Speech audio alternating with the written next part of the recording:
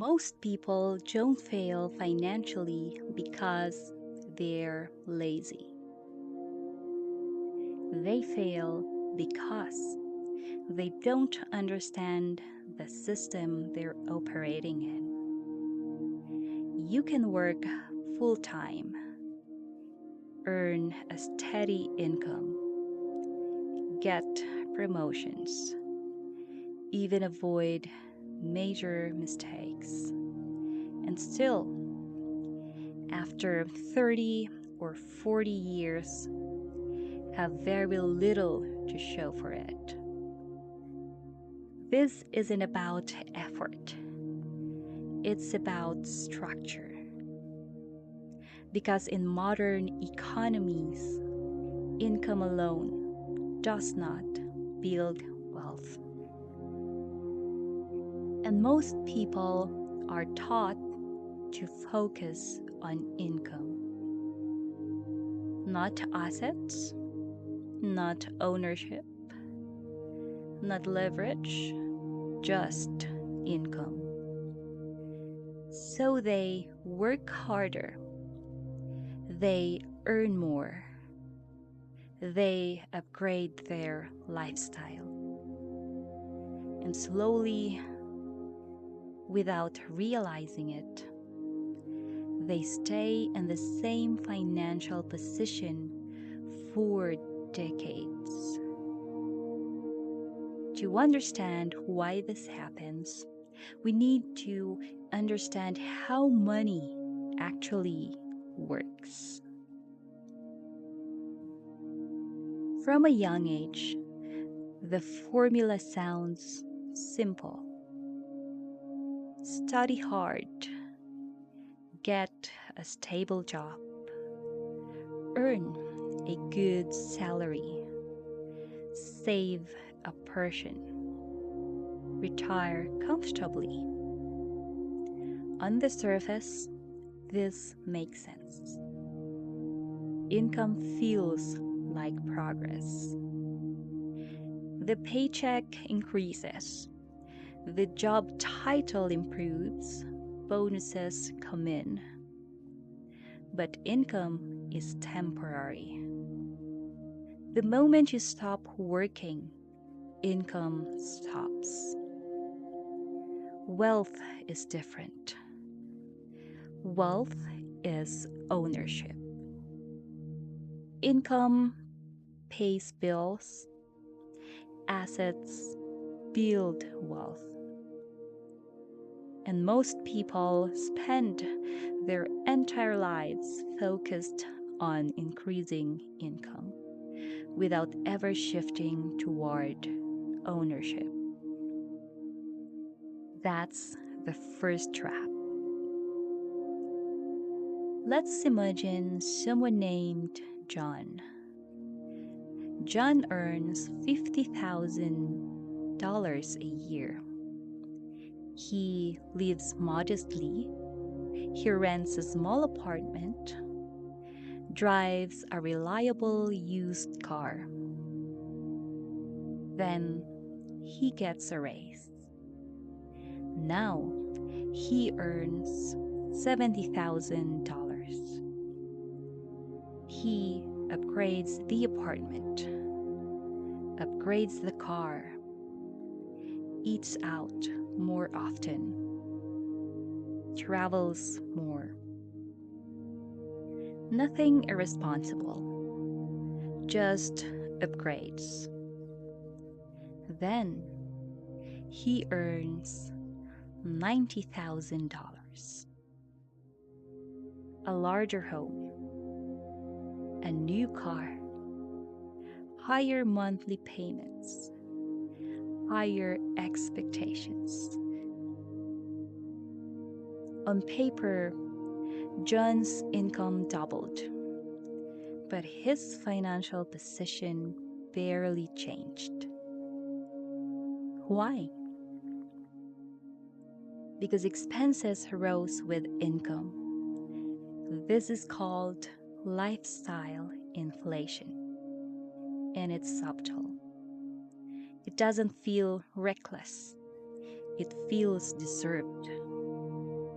But when spending rises at the same pace as income, wealth never accumulates.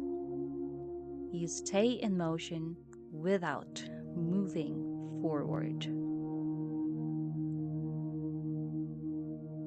Now layer in debt, mortgages, car loans, credit cards, student loans.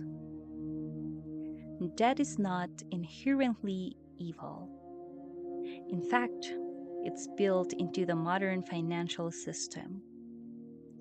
But here's what most people don't realize: debt converts future income into present lifestyle. You don't pay today's lifestyle with today's income. You pay it with tomorrow's income. And when a large portion of your future earnings is already committed, your ability to build ownership shrinks. Monthly payments quietly replace investment contributions. Financial flexibility disappears. And because this structure is normal, it doesn't feel like a trap. It feels like adulthood.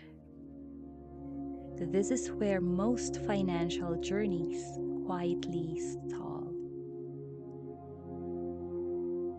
There is a fundamental difference between earning money and owning things that produce money. Most people focus on labor income. They trade time for money. But wealth is built differently. Wealth grows when you own assets that generate income. Businesses, equity, investments, intellectual property, real estate. Assets work even when you're not working. That's the shift. When you rely only on income, your progress is linear. You work more, you earn more. But when you own assets, growth becomes exponential. Your money begins working, and compounding begins. Without ownership, you are permanently dependent on effort. With ownership, you begin building leverage. And leverage is where wealth forms. Most middle-class households own very few income-producing assets. They own liabilities: a home with a mortgage, a car with payments, credit card balances. These aren't necessarily bad decisions, but they don't produce income. They consume it. There's a difference between consumption and production. Consumption improves lifestyle. Production builds wealth. And modern economies are designed to encourage consumption. Advertising encourages upgrades. Social comparison encourages spending. Easy credit makes upgrades accessible. Ownership, however, requires patience. It requires delayed gratification. It requires thinking long-term in a short-term culture. That gap between consumption and ownership is where wealth diverges. there's also a behavioral layer. Humans prefer stability. A stable paycheck feels safe. Investing feels uncertain. Starting a business feels risky. Owning assets requires discomfort. So most people choose predictability. They optimize for security, but the system quietly rewards ownership, not just effort. So you end up with a paradox. The safer you try to play it, the harder it becomes to build wealth.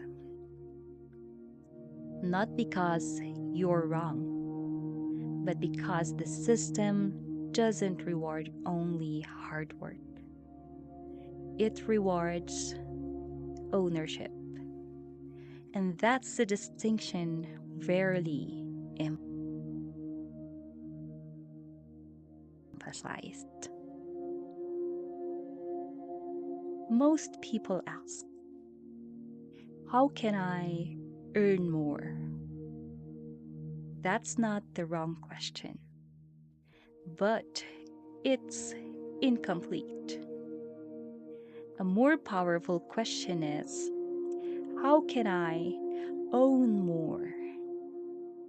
Ownership changes the structure of your financial life. Income supports your present. Ownership builds your future. Once you understand that difference, you stop chasing races alone and you start thinking about leverage. You start thinking about assets. You start thinking about compounding.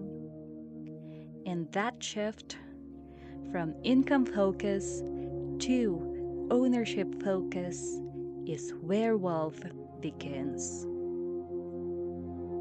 Most people never build wealth not because they lack discipline, but because they were never shown how the system actually works. And once you understand the system, you stop moving in circles. You start building forward. That's how money works.